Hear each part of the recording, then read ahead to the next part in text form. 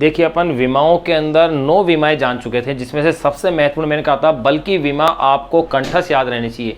अगर dimension, force की dimension आपको याद है तो आप आगे की जो राशियां हैं, आगे की जो भौतिक राशियां, उनकी विमाएं निकालना आपके लिए क्या रहेगा, आसान रहेगा। ये अपन ने इसमें देख लिया था, 9 तक अपन ने निकाल लिया था, दाब तक अपन ने बात कर ली थी। अब अपन बात करेंगे इसके बाद पृष्ठ तनाव की, यानी कि नंबर 10 पृष्ठ तनाव।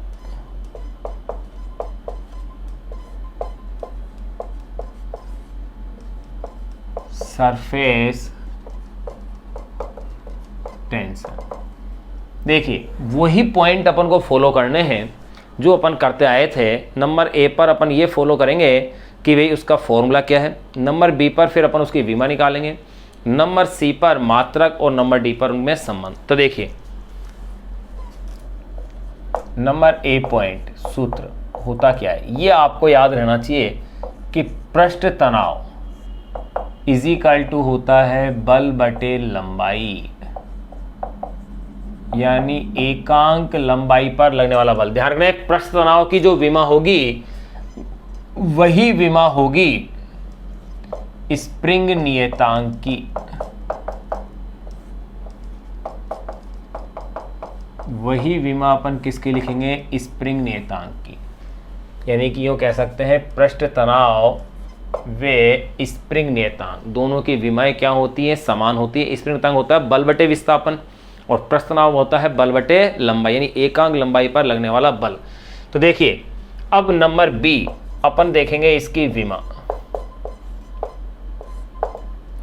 तो देखिए बल की विमा, मैंने कहा ना बल की विमा तो आपको याद ही रहनी चाहिए, कंठस्थ रहनी चाहिए। अगर बल की विमा आपको कंठस्थ है तो यह आपके लिए बिल्कुल आसान है, यही आप देख रहे हैं। तो देखिए m1 L1 T-2, ताकि तुरंत ही आप बल की विमा को लिख दें, नहीं तो आप बल की विमा निकालने बैठेंगे फिर उसमें समय वेस्ट होगा। लंबाई की क्या हो गई L1, तो ये क्या बन गया है m1 L0। चाहे इसे L0 को नहीं भी लिखें, किसी की पावर 0 होती है तो उसकी वैल्यू वैसे 1 होती है। कोई भी राशि हो जिसकी घात अगर 0 है, शून्य है, तो उसका मान क्या होता है, 1 होता है। और ये T-2 ये लो, ये अपने पास पृष्ठ तनाव की विमा आ गई। नंबर सी मात्रक। अगर अपन इसके मात्रक की बात करें तो देखिए फॉर्मूले के अकॉर्डिंग एम केस में, अगर एम केस में अगर मैं इसके फॉर्मूले के अकॉर्डिंग मात्रक की बात करता हूं तो ये हो जाएगा न्यूटन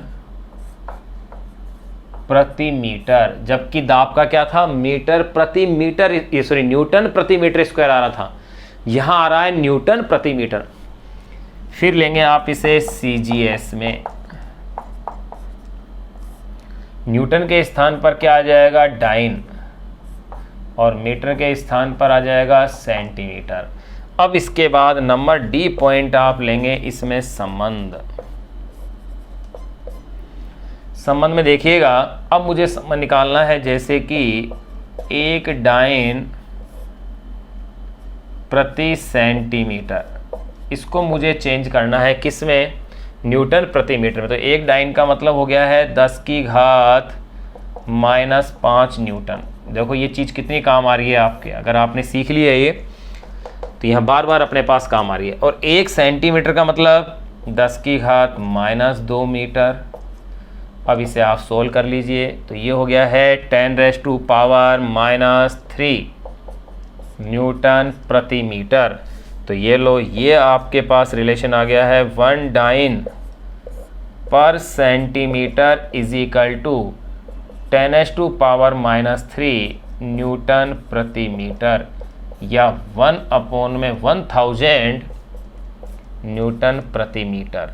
या इसे आप यूँ भी कह सकते हैं, अगर 1 न्यूटन प्रति मीटर अगर पूछा गया होता तो ये हो जाएगा 1000 डाइन प्रति सेंटीमीटर।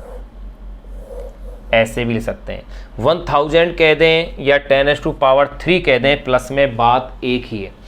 यहाँ अपने पास कंप्लीट हो गए नंबर 10। फिर अपन बात कर रहे हैं नंबर 11 की। नंबर 11 पे मैं बात कर रहा हूँ शक्ति की, यानी कि पावर।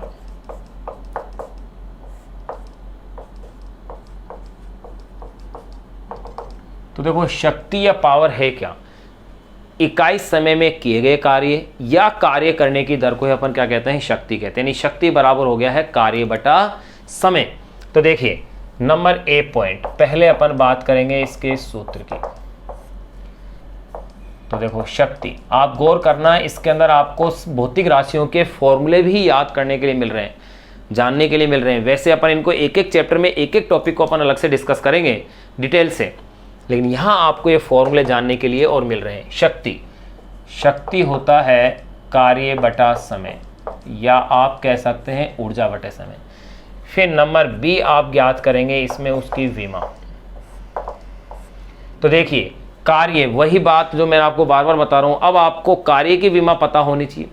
कार्य की विमा पता होने के लिए बल की विमा पता होना चाहिए, और बल की विमा के लिए त्वरण की पता होना चाहिए, और त्वरण की पता होने के लिए वेग की विमा पता होनी चाहिए। यानी प्याज के छिलके की तरह स्टेप बाय स्टेप याद जा रहे हैं।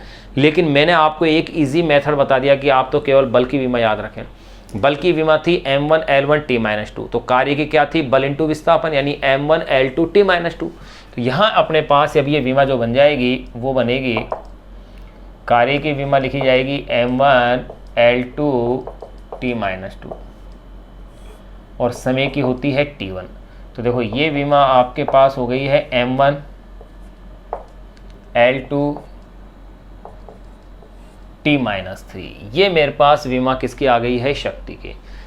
नंबर सी अब बात करते हैं अपन इसके मात्रक की। वही तरीका, एक तो MKS में, ध्यान रहे इस MKS का ही सुधरा हुआ रूप SI पद्धति थी। जब तक इसके अंदर M, L और T ये तीन थे तब तक ये MKS था। फिर इसके बाद इसमें 3 मूल राशियां और ऐड कर दी 1960 के अंदर, तब ये SI बन गया। और 1971 के अंदर इसके अंदर 7 मूल राशियां आ गई थी। यानी कि लास्ट जो मूल राशि जो ऐड की गई वो थी पदार्थ की मात्रा, यानी कि मोल, यानी जिसका मात्रक अपन क्या लेते हैं, मोल।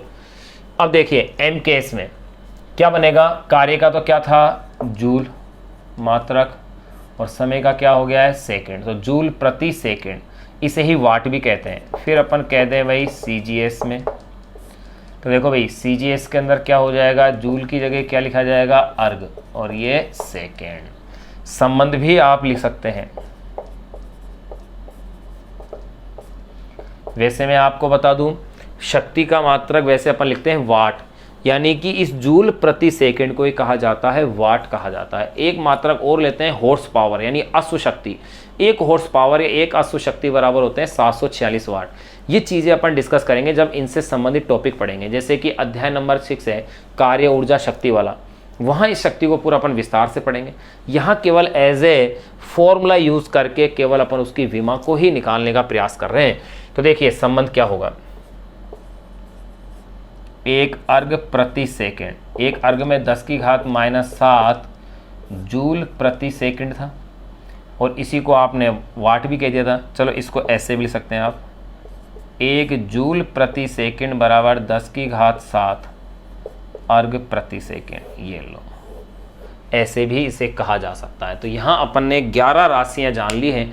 अब अपन बाकी की और राशियों का जिक्र और करते हैं ताकि आपका अभ्यास बना रहे। अपनी बुक के अंदर आप देखेंगे लास्ट के बुक के जो लास्ट के पेज में एक टेबल बनाई हुई है, उस टेबल को बना करके वहाँ सभी राशियों की विमाएं दे रखी हैं, काफ़ी अधिक संख्या में है। लेकिन मैं तो आपके प्रैक्टिस के लिए कुछ एक बता रहा हूँ कि इस तरह से आप निकाल सकते हैं। वहाँ तो टेबल बनाई हुई है, एक टेबल फॉर्म में बनाया हुआ एक सारणी बनाई हुई है। यहाँ अपन एक एक को हल करके देख रहे हैं कि किस तरह से विमाएं बन रही हैं इनकी।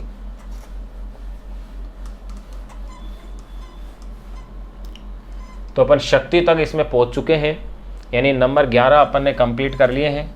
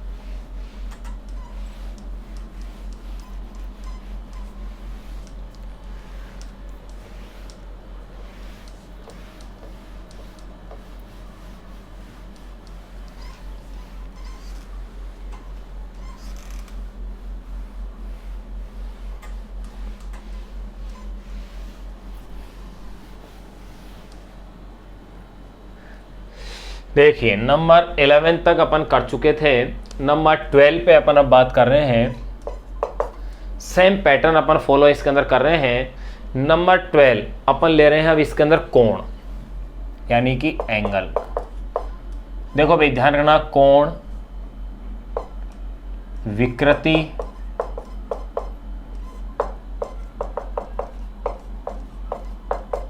आपेक्षिक घनत्व, अपवर्तनांक,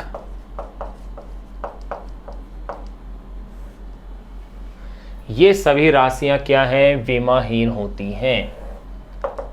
लेकिन एक बात आपको ध्यान रखनी है, ये विमाहीन तो है लेकिन मात्रकहीन भी है साथ साथ। परंतु कोण एक ऐसी राशि है जो विमाहीन होते हुए भी इसका मात्रक होता है। एक तो मात्रक होता है इसका रेडियन और एक होता है डिग्री। तो अपन डिग्री और रेडियन ये भी अपन इसके मात्रक हैं, उनकी अपन चर्चाएं करते हैं। देखो देखिएगा, अब अपन बात कर रहे हैं सबसे पहले कोण की। कोण, पहले फॉर्मूला पता अपन को होना चाहिए, वो है चाप बटे त्रिज्या।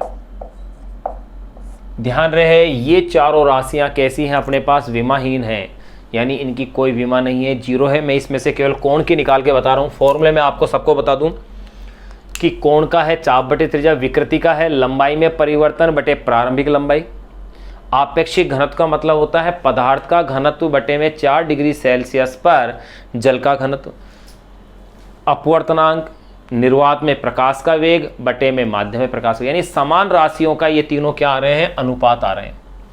तो इसलिए ये कैसे हैं, मात्रकहीन और विमाहीन हैं ये तीनों ही राशियां। कोण भी विमाहीन है परंतु मात्रकहीन नहीं है। तो देखिए इसका सूत्र ये है। तो अब मैं अगर इस फॉर्मूले से अगर मैं इसकी विमा को देखूं तो देखिए विमा क्या आएगी, चाप एक प्रकार की लंबाई होती है, त्रिज्या भी एक प्रकार की लंबाई होती है। तो इसकी विमा क्या है, एम भी 0 है, एल भी 0 है और टी भी क्या है, 0 है।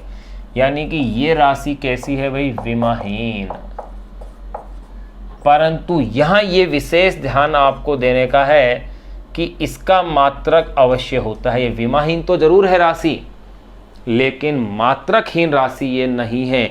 तो इसका मात्रक क्या है, देखो समझो इस मात्रक को, काम आएगा अपने बहुत। एक चक्कर, एक जो साइकिल पूरा हो रहा है वो भी क्या है, कोण का ही मात्रक है। यानी एक चक्कर में होते हैं 360 डिग्री, एक सर्किल में कितने होते हैं, 360 डिग्री। और 360 डिग्री को रेडियन में लिखे हैं तो 360 डिग्री बराबर होता है 2 पाई रेडियन। यानी कि ये रिलेशन आपको याद रखना है, एक चक्कर इजिकल टू है 360 डिग्री बराबर होता है 2 पाई रेडियन। ये कोण का मात्रक है भाई।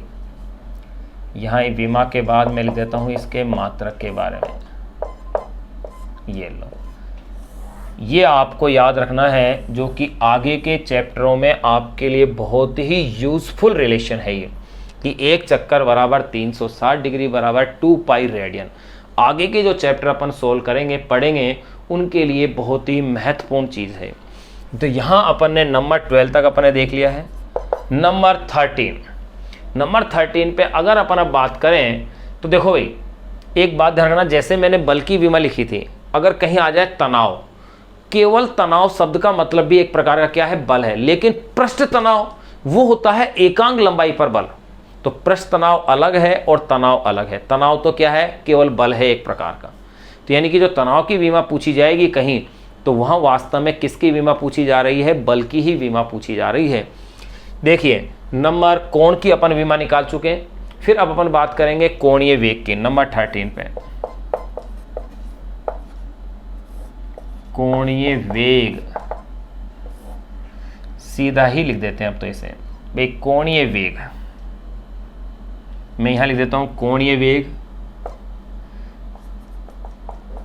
और आवृत्ति, इनकी विमाएं क्या है, समान है। कोणीय वेग की और आवृत्ति की विमा क्या है, समान है।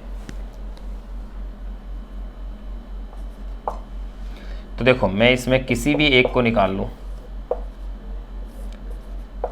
कोणीय वेग तरीका आप जान ही चुके हैं कि किस तरह से अपन राशियों को आपस में एक दूसरे से अपन जोड़ रहे हैं। कोणीय वेग ये होता है कोणीय विस्थापन बटे समय। एक आप चैप्टर नंबर 7 पढ़ोगे, जो फर्स्ट बुक है अपनी, उसके अंदर वहाँ आपको घूर्णन गति या दृढ़पण गति के नाम से जो चैप्टर है, उस चैप्टर में कोणीय वेग, कोणीय विस्थापन, कोणीय त्वरण, कोणीय संवेग, कोणीय आवेग, जड़त्व आघूर्ण, ये सारी राशियाँ वहीं आपको पढ़ने के लिए मिलेंगी। पूरा एक चैप्टर है आपका। तो देखो भैया, कोणीय विस्थापन का मतलब होता है कोण, यानी कि एंगल। तो देखो भाई, ये तो क्या है, विमाहीन है, m0 है, l0 है, t0 है, लेकिन समय तो क्या होगा, t1। तो ये विमा क्या बन गई इसकी, t-1। ये लो, ये इसकी विमा बन गई है। मात्रा की बात करें तो अपोन में सेकंड लग जाएगा, क्योंकि कोण बटे समय तो है। नंबर 14, कोणीय त्वरण। देखो, जहां जिस राशि की आवश्यकता है अपन वहां उसका जिक्र कर लेंगे। कोणीय त्वरण, ये फॉर्मूला है कोणीय वेग बटा समय। अब आप इससे भी समझ गए होंगे कि हर पीछे वाली राशि काम आती है। अब इसी आधार पर अगर मैं इसकी विमा देखूं तो देखो भाई, कोणीय वेग की विमा तो ये रही मेरे पास, m0 l0 t-1, और समय की क्या है, t1। तो यहाँ मैं क्या लिख सकता हूँ इसको, m0 l0 t-2। ये लो, m0 l0 t-2। नंबर 15, कोणीय त्वरण अपन जान चुके। अब अपन जान लेते हैं जड़त्व आघूर्ण। अब मैं केवल इनकी विमाएं ही लिख रहा हूं, मात्रक आप जिक्र कर सकते हैं। जहां विशेष मात्रक की आवश्यकता होगी वहां अपन जिक्र करेंगे, जैसे कि सार्वत्रिक गुरुत्व नियतांक, शांता नियतांक, इसके अलावा गैस नियतांक। इन 3-4 नियतांकों की अपन विस्तार पूर्वक भी चर्चा इसी में करेंगे। जड़त्व आघूर्ण, यहां मैं केवल विमाएं ही लिख रहा हूं। जड़त्व आघूर्ण, इसका जो सूत्र होता है, द्रव्यमान इंटू दूरी का स्क्वायर। द्रव्यमान इंटू दूरी का स्क्वायर। अब आप इसकी विमा निकाल के देखिए। द्रव्यमान की विमा तो क्या है, m1। दूरी की विमा क्या होती है, l1। इसके ऊपर क्या कर रखा है आपने, स्क्वायर। तो विमा क्या बन गई है, m1 l2 t। तो 0 है नहीं, तो ये लो। 15 तक अपन ने निकाल ली है। नंबर 16 अपन बात करेंगे कोणीय संवेग के।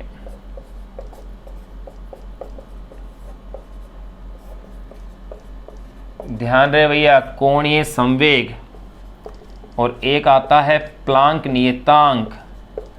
अभी तो आपके लिए केवल नाम ही काफी है, होता क्या है ये सब अपन सारे आगे के जो चैप्टर हैं उनमें आते जाएंगे, प्लांक नियतांक क्या होता है।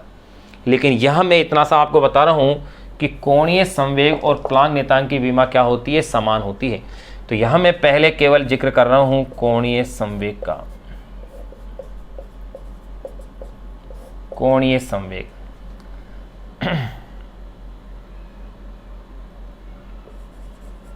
इसका ये सूत्र होता है, घूर्णन अक्ष से लंबवत दूरी इंटू रेखीय संवेग, जिसे अपन केवल संवेग भी कहते हैं, उसे ही क्या कहा जाता है, रेखीय संवेग। तो देखो, घूर्णन अक्ष से लंबवत दूरी यानी कि है तो दूरी, तो इसकी विमा क्या बन गई, l1। रेखीय संवेग m1 l1 t-1। ध्यान कीजिए, आपने संवेग की विमा लिखी थी तब यही आई थी क्या, m1 l1 t-1, बिल्कुल यही आई होगी। तो ये विमा क्या बन गई है मेरे पास, देखो m1 l2 और ये t-1, m1 l2 t-1। ये अपने पास यहाँ तक 16 तक अपन ने विमाएं निकाल ली है। अब अपन बात करेंगे नंबर 16 के बाद 17 की। अगर आवर्तकाल के लिए विमा पूछी जाए तो आवर्तकाल है क्या, एक प्रकार का समय। तरंगदैर्घ्य क्या है, एक प्रकार की लंबाई। तो यहाँ अपन ने ये विमाएं देख ली हैं। अब कुछ विमाएं कुछ विशेष और अपन देख लें। प्रतिबल की मैंने बता ही दिया, दाब के बराबर होगी, विकृति विमाहीन होगी। चलो प्रत्यास्थता गुणांक की ओर निकाल लेते हैं। तो ध्यान रहे, प्रत्यास्थता गुणांक की विमा भी दाब या प्रतिबल के बराबर होगी। क्यों और कैसे होगी, देखो अभी सिद्ध करते हैं। नंबर 16 तक अपन आ चुके हैं।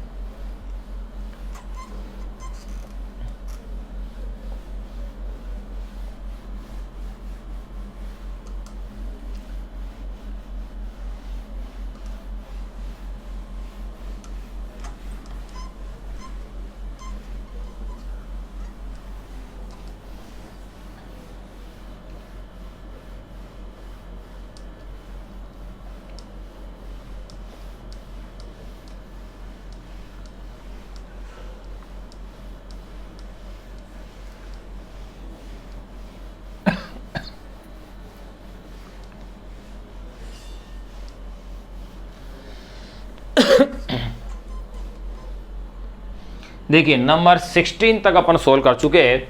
नंबर 17 मैं ले रहा हूं प्रत्यास्था गुणांक।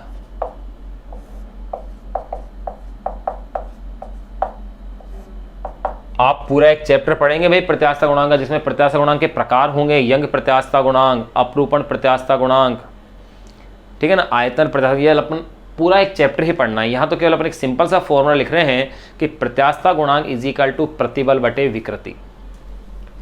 मैं सीधा फॉर्मूला लिख करके सीधे विमा ही निकाल रहा हूं भाई, प्रतिबल बटे विकृति।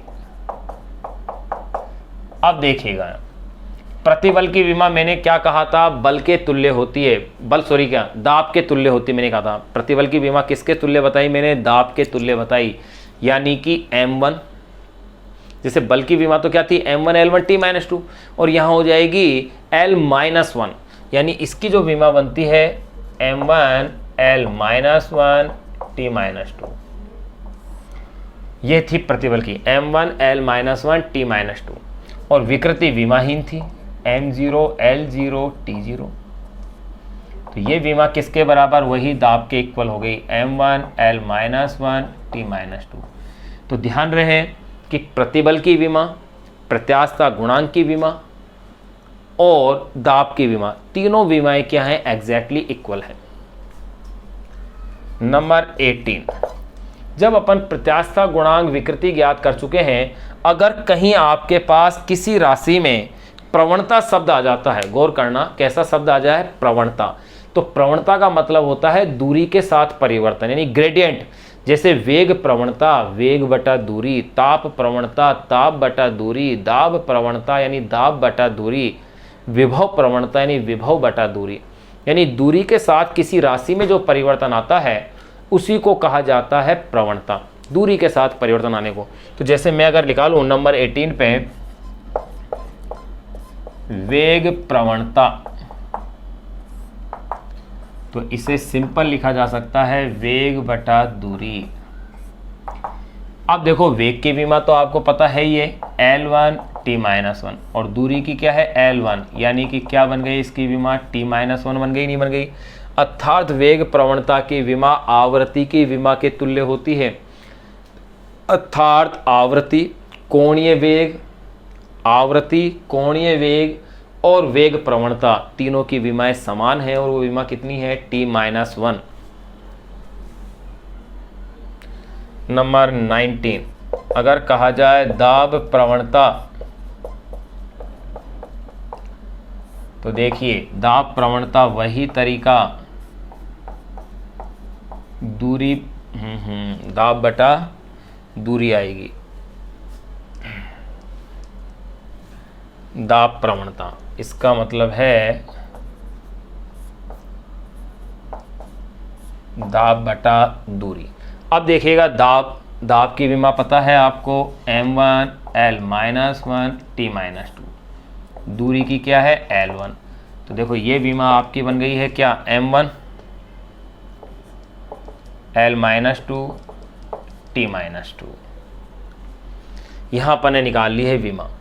नंबर 20, अगर ये कह दे ताप प्रवणता, तो ये हो जाएगी ताप बटा दूरी। देखो कितना इजी है, ताप को अगर मैं K के रूप में शो करूं और दूरी को L के रूप में, तो ये इसकी विमा m तो 0 है, L-1 हो जाएगी, T 0 है और K1 हो जाएगी। ये लो 1 को भी चाहे मत लिखो यहाँ, तो क्या दिक्कत है इस सिंबल को, क्योंकि तापमान मूल राशि के रूप में काउंट होती है जिसे अपन केल्विन कहते हैं, ध्यान रहे। तो यहाँ अपन ने ये विमाएं और निकाल ली हैं, 20 तक की विमाएं अपने पास आ गई हैं। अब अपन कुछ नियतांक जैसे शांता गुणांक, सार्वत्रिक गुरुत्वीय नियतांक और सार्वत्रिक गैस नियतांक, इन 3 राशियों की विमाएं और ज्ञात करेंगे, जो कि वेरी वेरी इंपॉर्टेंट है एग्जाम के पॉइंट ऑफ व्यू से। एक चालकता वगैरह और आती हैं, ये आप निकालते रहें। बस तरीका मैंने आपको बता दिया है कि मेथड क्या है, कि किस तरीके से आपको ये विमाएं निकालनी होती हैं।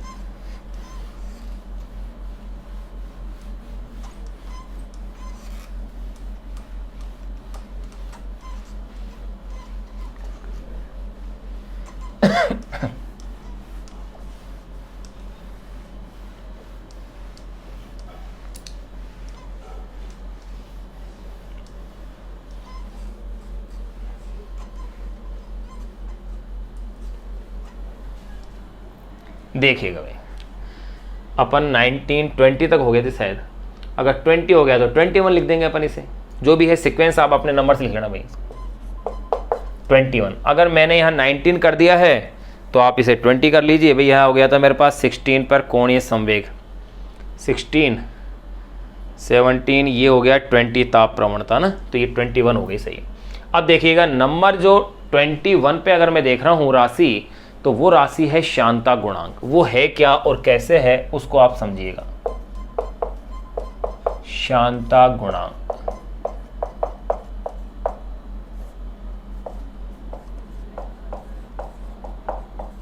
कोफिशिएंट ऑफ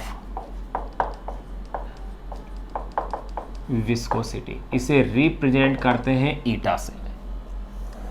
ये जो साइन है भाई ईटा है, कई लोग इसे नीटा भी बोलते हैं, नीटा बोलो ईटा बोलो, बनाना ऐसा ही है। एन की टांग लंबी कर दो, एन की टांग लंबी कर दो, यही क्या बन जाएगा आपके लिए, ईटा बन जाएगा। अब देखिएगा ये होता क्या है, न्यूटन का एक शांता का नियम है, वो थोड़ा सा अपन जान लें। वैसे तो तरल वाले चैप्टर में अपन पढ़ेंगे इसे, यहाँ इसलिए जान रहे हैं ताकि अपन विमा निकाल सकें। देखो न्यूटन का शांता का नियम ये कहता है कि जब किसी द्रव का प्रवाह होता है, कोई द्रव जब बहता है, तो लगने वाला जो शान बल होता है वो क्षेत्रफल के समानुपाती होता है, वेग प्रवणता के समानुपाती होता है। यानी लगने वाले शान बल का परिमाण निम्न सूत्र से दिया जाता है। मैं तो एक तरह से लिख देता हूँ, डायरेक्ट उस फॉर्मूले को ही लिख देता हूँ, ताकि आपके लिए केवल फॉर्मूला याद करना है, डिटेल अपन नहीं पढ़ रहे हैं उसकी, अपन केवल क्या लिख रहे हैं, केवल फॉर्मूला लिख रहा हूँ ताकि अब मैं विमा निकाल सकूं। देखो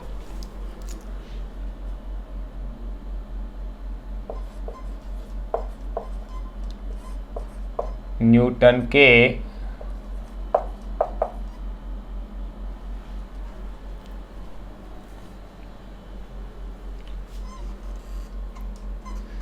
या इसे अपन यूं कह दें, न्यूटन का शान बल का सूत्र निम्न होता है।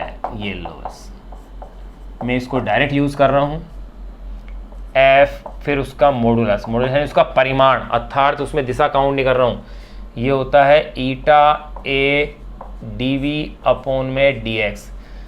भाई वेग में दूरी के साथ परिवर्तन, ये तो हो गई वेग प्रवणता, ए हो गया है क्षेत्रफल, ईटा है शांता गुणांक। अब ये अगर पास फॉर्मूला है तो इससे मेरे को किसकी विमा निकालनी है, ईटा की। तो देखो ईटा की विमा कैसे निकलेगी, बल बटे में ए डीवी अपॉन में डीएक्स। ये लो, अब इससे आप विमा बनाइए इस फॉर्मूले से। ये एक इंपॉर्टेंट विमा है भाई, शांता गुणांक की, सार्वत्रिक गुरुत्वीय नियतांक की और सार्वत्रिक गैस नियतांक की, इन तीनों की जो विमाएं हैं वो महत्वपूर्ण विमाएं हैं। अब देखिएगा बल की विमा फिर यहाँ काम आ रही है। मैंने आपको पहले भी कहा कि बल की विमा हर जगह बार बार काम आएगी, इसलिए आप इसे याद कर ही लें, कंठस्थ आपकी रहनी चाहिए कि m1 L1 T-2 होती है, ताकि आपके लिए आसान हो जाए। m1 L1 T-2, फिर देखिएगा क्षेत्रफल की क्या हो जाएगी, L2। वेग प्रवणता की अभी अपन ने देखी है T-1 होती है। अब आप इसे सोल्व कीजिए, तो ये हो जाएगी m1, देखिए m1, L ऊपर आएगा तो माइनस का हो जाएगा, यानी कि L-1, और फिर ये हो जाएगा T-2 है तो ये हो गया T-1। ये अपने पास शांता गुणांक की क्या आ गई है, विमा आ गई है। इसके मात्रकों की भी चर्चा की जा सकती है, लेकिन अपन यहाँ कर नहीं रहे, नहीं तो टॉपिक काफ़ी बड़ा हो जाएगा। पॉइज उसे अपन कहते हैं, क्योंकि शांता गुणांक जब अपन टॉपिक ही पूरा एक पढ़ेंगे, क्योंकि अपने तरल के नाम से एक जो चैप्टर है उसमें शांता गुणांक के बारे में पूरा डिटेल है, तो वहाँ अपन इसे पूरा विस्तार पूर्वक पढ़ेंगे। अन्यथा अपन विमा से भटक करके शांता वाले जो चैप्टर के अंदर पहुँच जाएंगे, इसलिए यहाँ केवल विमा की ही अपन इसकी बातें कर रहे हैं। तो देखो यहाँ अपन ने इसकी विमा निकाल ली है। नंबर 22 मैं बात कर रहा हूँ सार्वत्रिक गुरुत्वीय नियतांक की, जिसे कि आप रिप्रेजेंट किया था कैपिटल टी से। याद कीजिए, इसके बारे में अपन पढ़ चुके हैं पहले चैप्टर में ही। प्रकृति के मूल बल जब अपन ने पढ़े थे तो उसमें सबसे पहला जो बल था वो गुरुत्वाकर्षण बल ही था न्यूटन का, यानी सार्वत्रिक गुरुत्वीय नियतांक, यूनिवर्सल ग्रेविटेशनल कांस्टेंट। देखिएगा, न्यूटन का गुरुत्वाकर्षण का नियम आपने पढ़ा था, ये उससे ये फॉर्मूला आपके पास आया था, न्यूटन के गुरुत्वाकर्षण के नियम से। न्यूटन के गुरुत्वाकर्षण के नियम से ये फॉर्मूला था, गुरुत्वीय बल F is equal to capital G m1 m2 upon में r स्क्वायर, ये फॉर्मूला था। अब इसी से मुझे क्या निकालना है, कैपिटल G की विमा निकालनी है। तो देखो भाई, कैपिटल G की इससे विमा कैसे निकलेगी,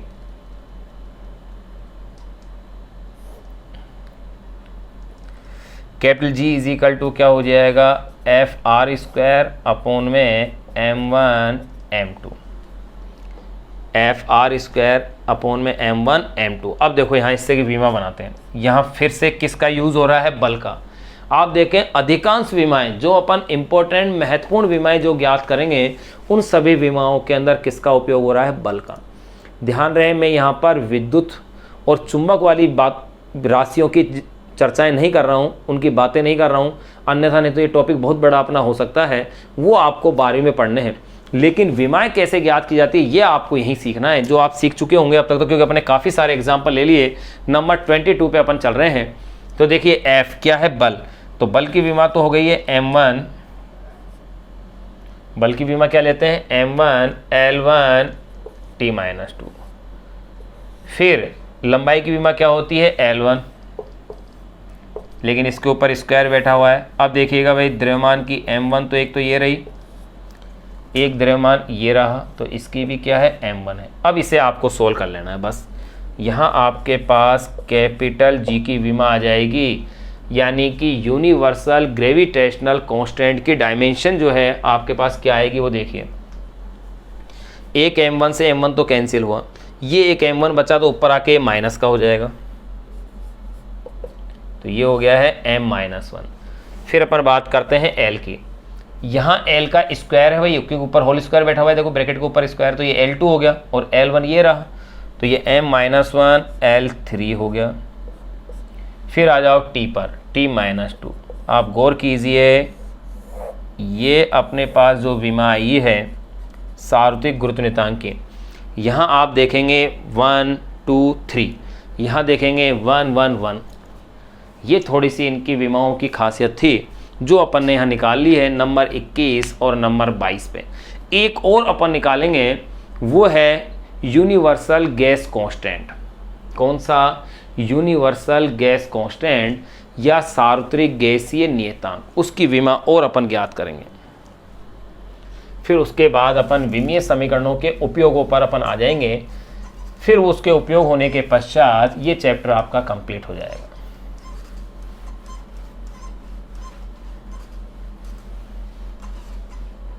नंबर 22 तक आ गए अपन।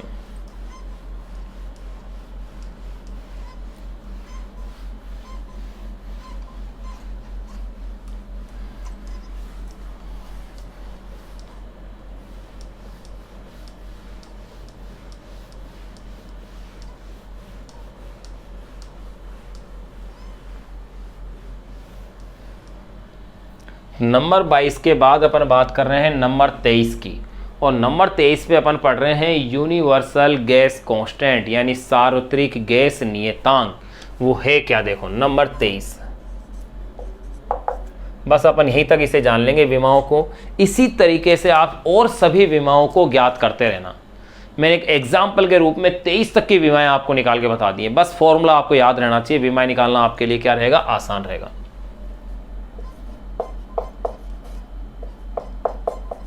सार्वत्रिक गैस नियतांक,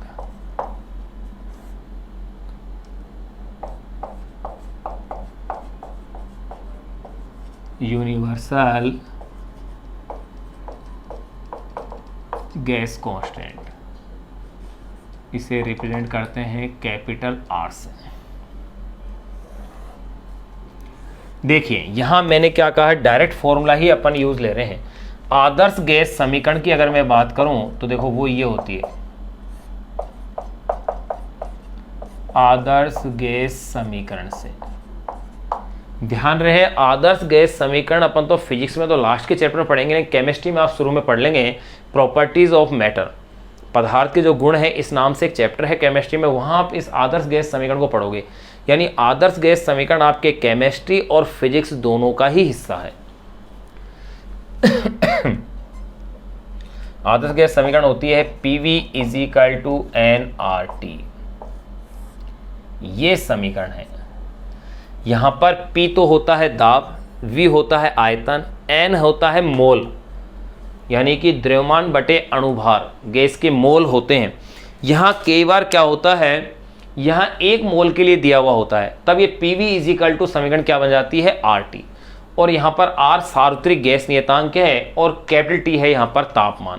यहां अपन को अब इसकी विमा निकालनी है R की। तो देखो R =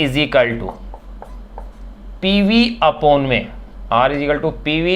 में NT, बिल्कुल यही फॉर्मूला है। तो अब देखो इससे अब आप विमा निकालेंगे। दाब P यहां पर क्या है, दाब की विमा देखो मैं बोल दूं M1 L-1 T-2, ये दाब की विमा होती है। ये आपको याद रखनी चाहिए। कैसे याद रखनी चाहिए, क्योंकि बल की विमा पता है और दाब होता है बल बटे क्षेत्रफल। यानी बल की विमा क्या थी, M1 L1 T-2, क्षेत्रफल क्या हो गया है, L2, तो क्या बची M1 L-1 T-2, M1 L-1 T-2। V मैंने क्या बोला था, आयतन, तो आयतन की विमा क्या हो गई, L3। अगर एक मोल दे रखा है तब तो आपको यहां मोल की जरूरत है नहीं, अगर ये नहीं दे रखा है तब तो दूसरे रूप में लिखा जाएगा।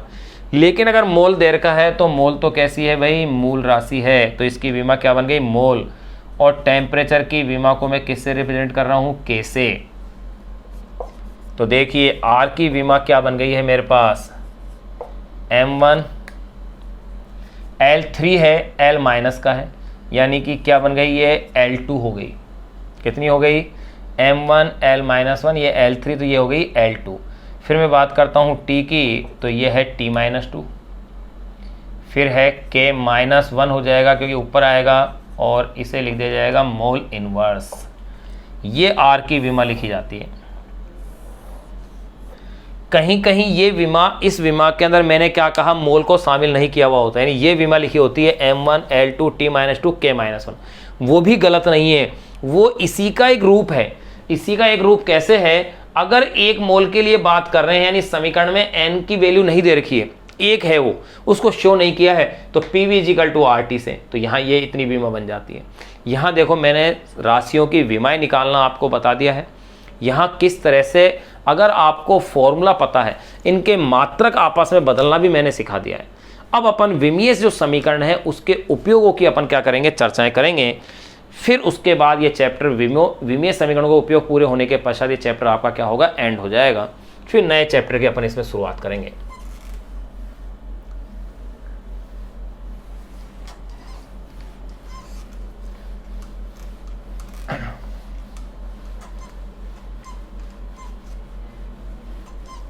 देखो भाई 23 तक की विमाएं तो मैंने निकाल दी है। नंबर 24 पे आप ले सकते हैं उष्मा चालकता गुणांक, वो भी एक वेरी इंपॉर्टेंट विमा है।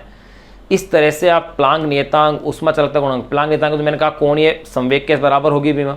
कोणीय आवेग भी ले सकते हैं, आवेग भी, रेखीय आवेग भी। इस तरह से आप अपनी बुक के अंदर इन और जो राशियां हैं उनको देखते हुए इन विमाओं को निकालने का आप अभ्यास करें, इनको प्रैक्टिस में लें, ताकि जितना अच्छा अभ्यास होगा इनके क्वेश्चन हल करना उतना ही अपने लिए क्या रहेगा, आसान रहेगा। इसके बाद नंबर 24 पे आप स्वयं निकाल के देखें उष्मा चालकता गुणांक की विमा क्या आती है। भाई मैंने तो आपके पास यहाँ 23 तक तो निकाल दिए हैं मान। अब अपन इसके अंदर जो नेक्स्ट टॉपिक जान रहे हैं, तो देखो अपन ने क्या क्या जान लिया है। ये चीज़ें तो अपन ने जान ली है कि विमा किसे कहते हैं। विमीय समीकरण अपन ने सबके निकाल के देख लिए। विमीय समीकरण अपन ने निकाल लिए। एक है समागता का सिद्धांत, विमा की समागता का सिद्धांत या विमा की समानता का सिद्धांत। ये सिद्धांत ये कहता है कि किसी भी भौतिक राशि के जो अपन ने ली है उसके LHS और RHS की विमाएं क्या होंगी, इक्वल होंगी। किसी भी भौतिक राशि के लेफ्ट हैंड साइड और राइट हैंड साइड की विमाएं क्या होंगी, समान होंगी। ये अपनी बुक में टॉपिक के हेडिंग के रूप में तो नहीं है, लेकिन जो टॉपिक विमीय समीकरण दे रखा है उसके बीच में लिखा हुआ है कि विमा की समागता का सिद्धांत ये है। तो यहां मैं उसे छोटा सा लिख देता हूं कि ये है क्या, ताकि आगे अपने पास ये काम आएगा। तो ये कह सकते हैं समानता का सिद्धांत।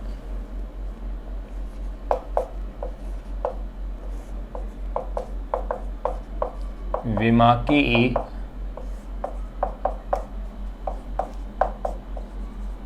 समानता का सिद्धांत या विमा की समागता का सिद्धांत भी कह सकते हैं। समानता का सिद्धांत या समागता का सिद्धांत, देखिएगा इस सिद्धांत के अनुसार, सिंपल सा सिद्धांत है,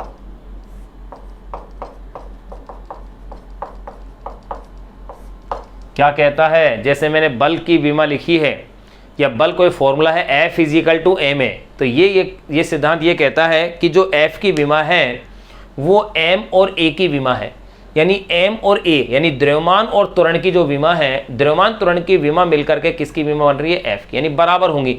LHS और RHS दोनों की डायमेंशन क्या होगी, सेम होगी।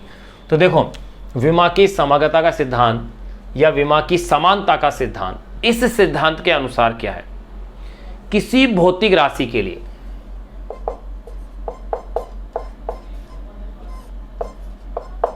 किसी भौतिक राशि के लिए किसी भौतिक राशि के लिए दोनों ओर की मूल राशियों की विमाएं, किसी भौतिक राशि के लिए दोनों ओर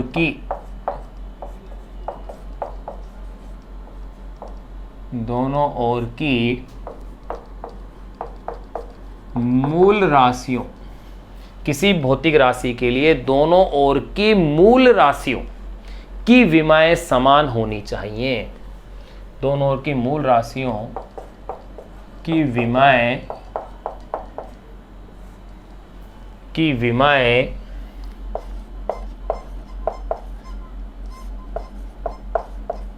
समान होनी चाहिए। ये लो, ये विमा की समानता का क्या है, सिद्धांत है।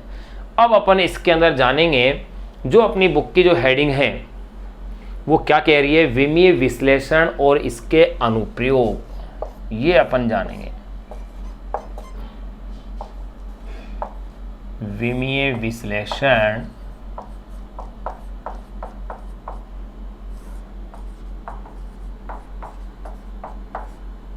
वे इसके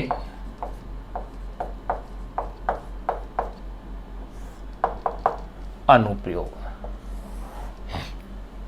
देखिए भाई, विमीय विश्लेषण के 3 अनुप्रयोग है अपने पास। पहला अनुप्रयोग है भौतिक सूत्रों की सत्यता की जांच करना, यानी कि भौतिक सूत्र या फिजिक्स का फॉर्मूला है वो सही है या गलत है। तो इसको जांच करने का तरीका क्या होता है, उस फॉर्मूले के LHS और उस फॉर्मूले के RHS की विमाएं चेक की जाती हैं। अगर दोनों पक्षों की विमाएं अगर समान आ रही हैं तो सूत्र सही है विमीय दृष्टि से, अन्यथा सूत्र क्या है, गलत है। दूसरा है भौतिक राशियों के मात्रकों को एक मात्रक पद्धति से दूसरी मात्रक पद्धति में क्या करना, रूपांतरित करना। और तीसरा है भौतिक राशियों में परस्पर संबंध स्थापित करना, यानी भौतिक सूत्रों की स्थापना करना। यह है।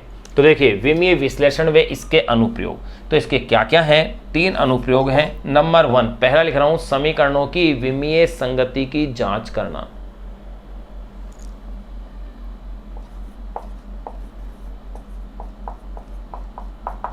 समीकरणों की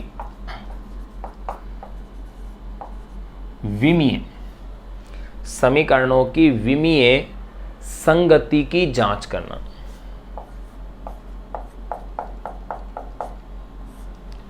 समीकरणों की विमीय संगति की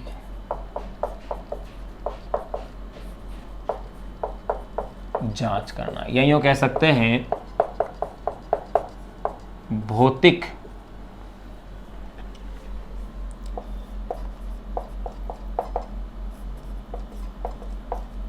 सूत्रों की सत्यता की जांच करना। पहला यूज या पहला अनुप्रयोग ये हो गया। नंबर 2, दूसरा है किसी भौतिक राशि के परिमाण को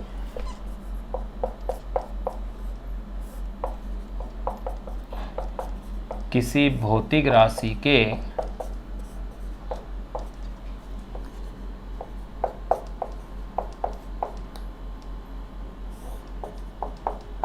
परिमाण को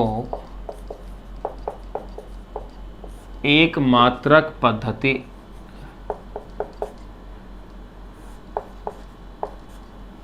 किसी भौतिक राशि के परिमाण को एक मात्रक पद्धति से दूसरी मात्रक पद्धति में बदलना। वैसे ध्यान रहे, मात्रक पद्धति बदलना अपन विमाओं के साथ सीख चुके हैं। कैसे, जब अपन राशियों की विमाएं लिख रहे थे तब मैंने वो मात्रकों में परस्पर संबंध भी बताया था, तो वहां पर भी आपस में मात्रा बदलना अपन सीख चुके थे। फिर विमाओं के आधार पर और जान लेंगे अलग से। तीसरा जो अनुप्रयोग है इसका, जिसको कि अपन पढ़ेंगे, वो है विभिन्न भौतिक राशियों के मध्य संबंध स्थापित करना। विभिन्न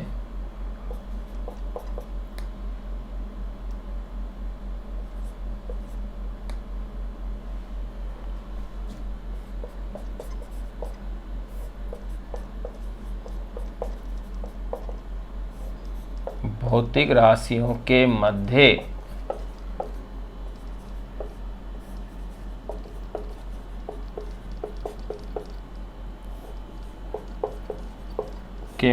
संबंध स्थापित करना। विभिन्न भौतिक राशियों, ये 3 अनुप्रयोग जो अपन को इसके क्या है पढ़ने हैं।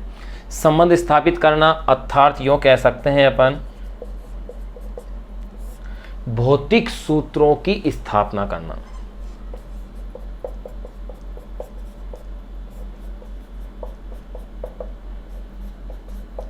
अर्थात भौतिक सूत्रों की स्थापना करना। ये 3 अनुप्रयोग अपन अब पढ़ेंगे। अब एक एक करके एक एक अनुप्रयोग को अपन समझते हैं। पहला अपन हेडिंग डालेंगे समीकरणों की विमीय संगति की जांच करना। नंबर 1,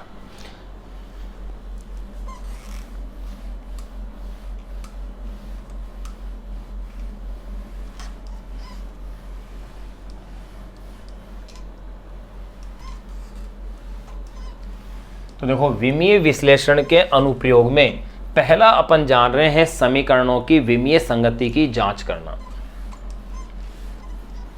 अब एक एक करके इन तीनों को अपन जानेंगे।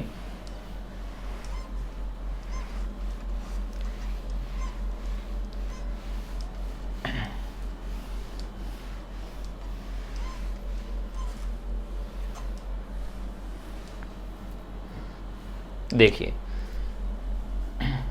नंबर 1 को अपन कर रहे हैं, जो पढ़ रहे हैं समीकरणों की विमीय संगति की जांच करना।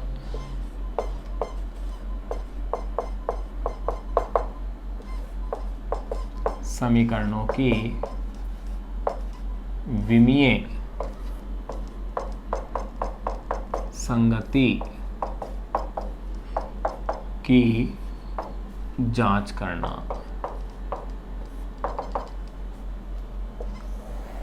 देखिए भाई, समीकरणों की विमीय संगति की जांच अपन कैसे करें, तो इसके लिए जांच के लिए मैं आपको तरीका बता दूं। जो भी कोई फॉर्मूला दिया हुआ है उसके LHS और RHS की विमाएं ज्ञात कीजिए। अगर दोनों साइड की विमाएं समान है तो सूत्र विमीय दृष्टि से सही है, अन्यथा सूत्र क्या है, गलत है। इसे अपन एक क्वेश्चन के रूप में हल करें। देखो, क्वेश्चन लिख देते हैं ताकि ये क्लियर हो जाएगी चीज। तो देखो, निम्न भौतिक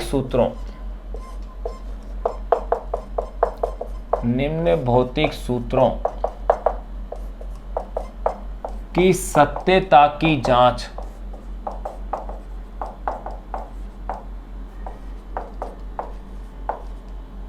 विमीय विधि से कीजिए।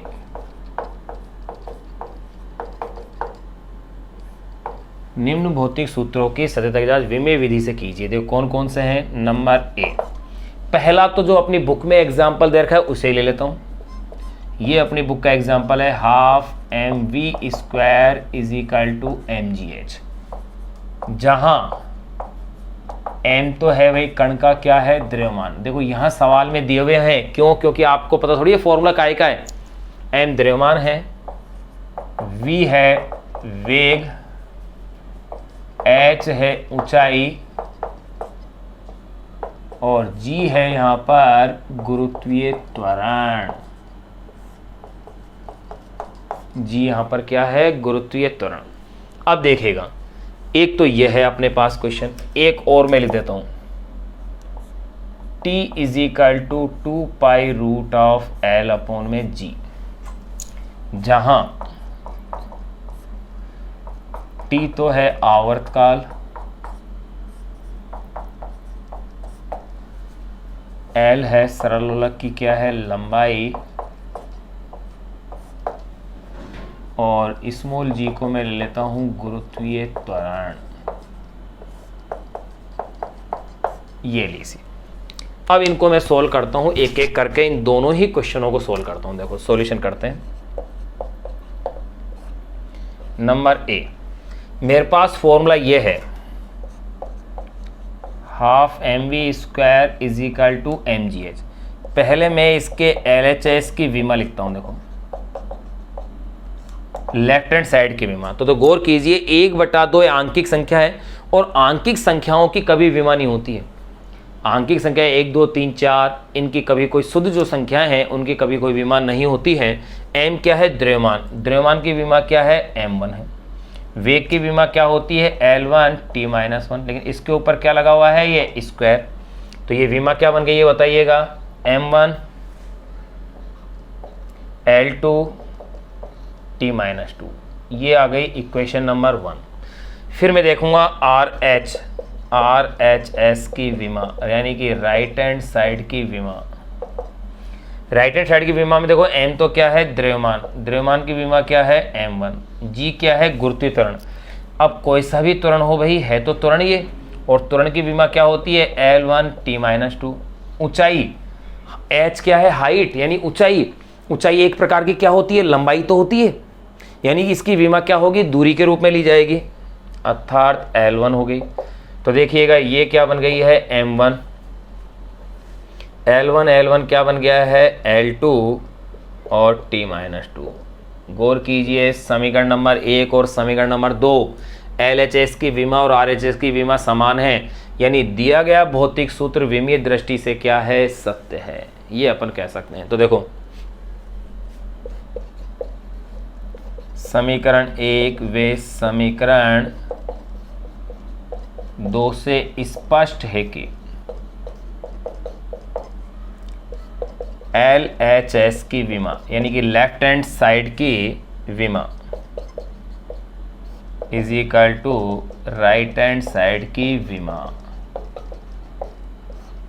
LHS की विमा इज इक्वल टू क्या होगी, RHS की विमा, अर्थात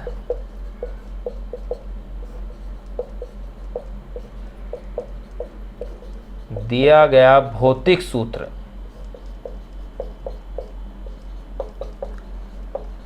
विमीय दृष्टि से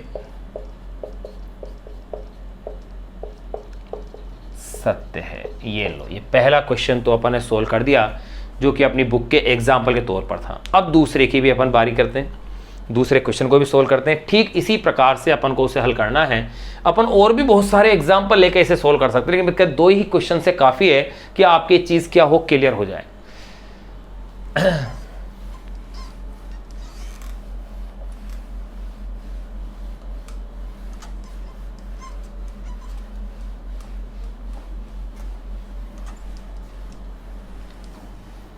भाई अपन इसमें क्वेश्चन हल करने पे मैं अपनी ओर से क्वेश्चन नहीं लिखा रहा हूँ, मैं अपनी ओर से क्वेश्चन लिखाऊंगा तो फिर बहुत ज़्यादा क्वेश्चन हो जाएंगे। मैं इसमें क्वेश्चन आपको सोल्व करा रहा हूँ आपकी पाठ्य पुस्तक की, जो अपनी NCERT की जो बुक है, उस बुक में जो क्वेश्चन दिए हुए हैं, सोल्ड अनसोल्ड जो भी हैं, उन्हीं क्वेश्चनों को अपन सोल्व कर रहे हैं, ताकि उन्हीं का आपका अभ्यास रहे।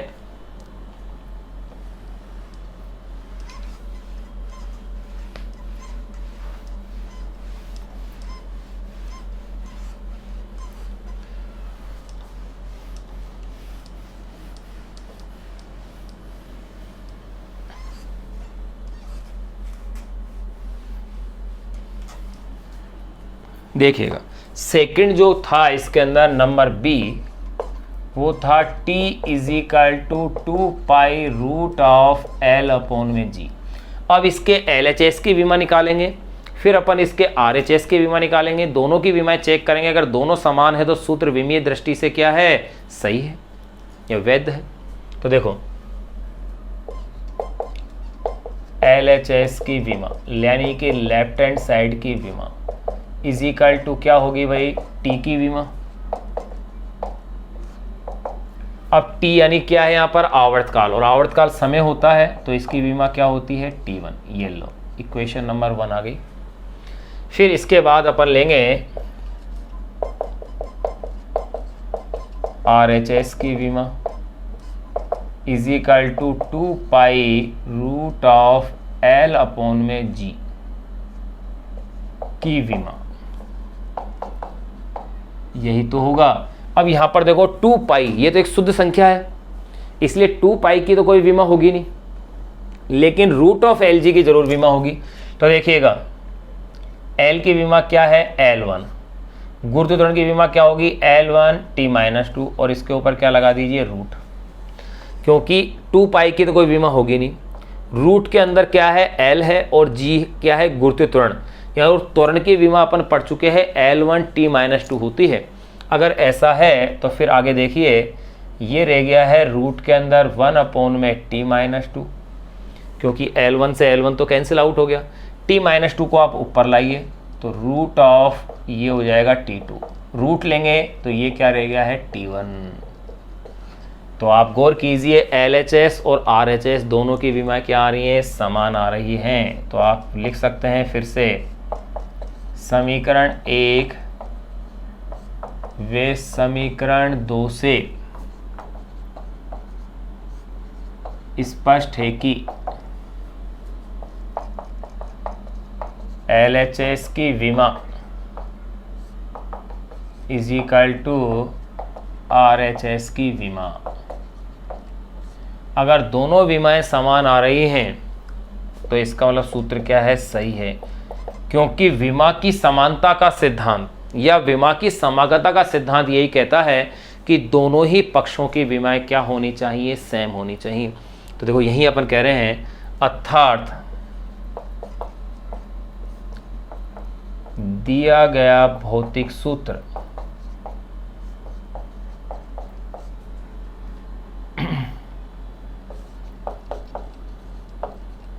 विमीय